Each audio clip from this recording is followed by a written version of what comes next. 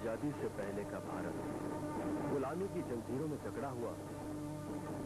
जैसे जैसे अंग्रेजों के जुल्म बढ़ते जा रहे थे, वैसे वैसे हम हिंदुस्तानियों के दिलों में भी आजादी का बीज पनप रहा था। और फिर शुरू हुई जुल्म के खिलाफ जंग। महात्मा गांधी, पंडित जवाहरलाल नेहरू, बाल गंगाधर तिलक, गोखले, नेताजी सुभाष चंद्र बोस, भगत सिंह, चंद्रशेखर, राजगुरु, सुखदेव के आगे अंग्रेज सरकार को झुकना पड़ा। 15 अगस्त सन 1947 की सुनहरी सुबह हिंदुस्तान की आजादी का ख्वाब पूरा हुआ।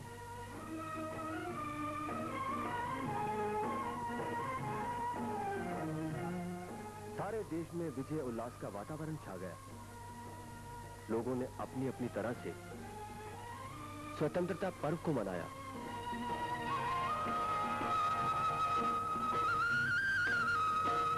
हिंदू,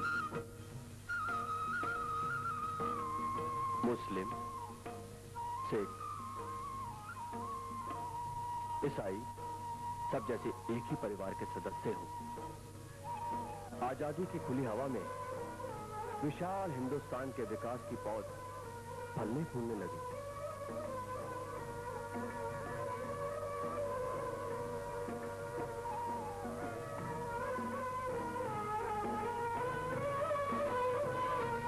तरक्की के नए नए आयाम खुलने लगे।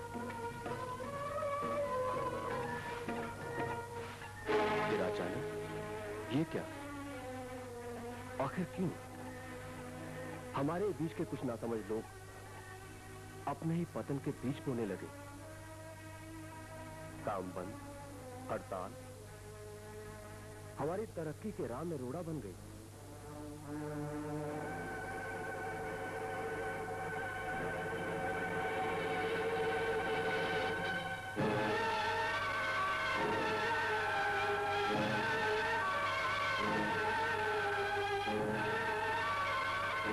कुछ गुमराह लोगों ने दूसरों को भी गुमराह किया।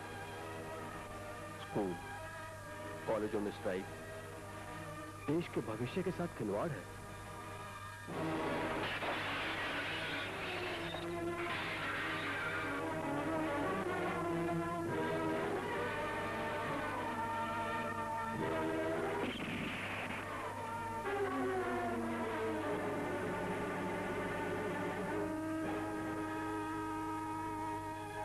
हमारी गलतियों का फायदा उठाते हैं ये अराजक तत्व। हमारी आड़ में कर डालते हैं ऐसे ऐसे हिज्जत कार्य जो देश की नींव को कमजोर करते हैं।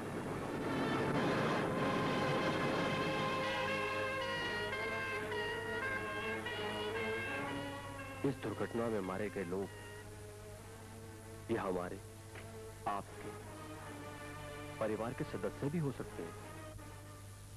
घर से स्कूल जाने वाला ये बच्चा कल के भारत का कर्णधार है। जगह जगह हो रही इस हिंसा, इन दंगों में इसका तो कोई कसूर नहीं।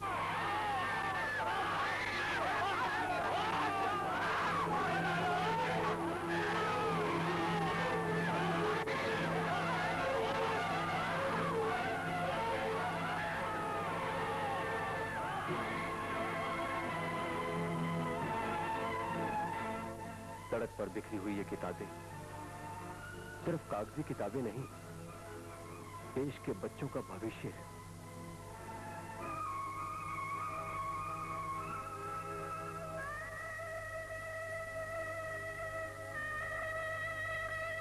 हिंसा का जो बीज आपने बोया, ये उसी का दुष्परिणाम है।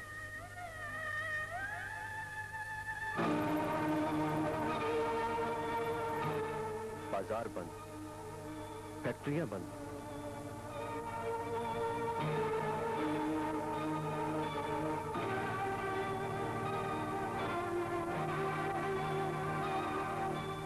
कारखाने ठप, मशीनें जाम।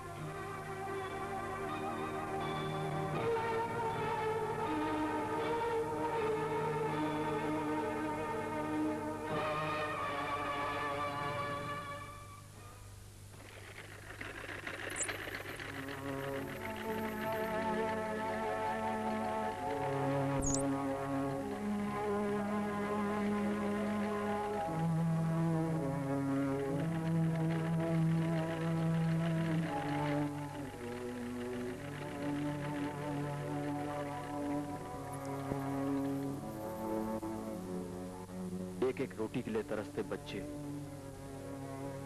भूख से बिलख रहे हैं, और आप हाथ पर हाथ धरे बैठे हैं। क्या यही फर्ज है आपका?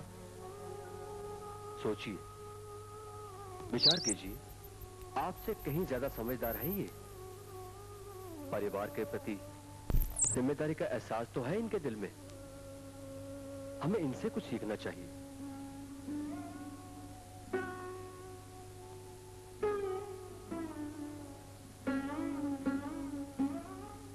काम ही जीवन है।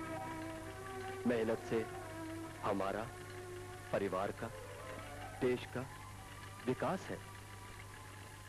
स्वर्गीय प्रधानमंत्री श्रीमती इंदिरा गांधी जी ने अपना सारा जीवन इस देश को सुदृढ़ और मजबूत बनाने में समर्पित कर दिया।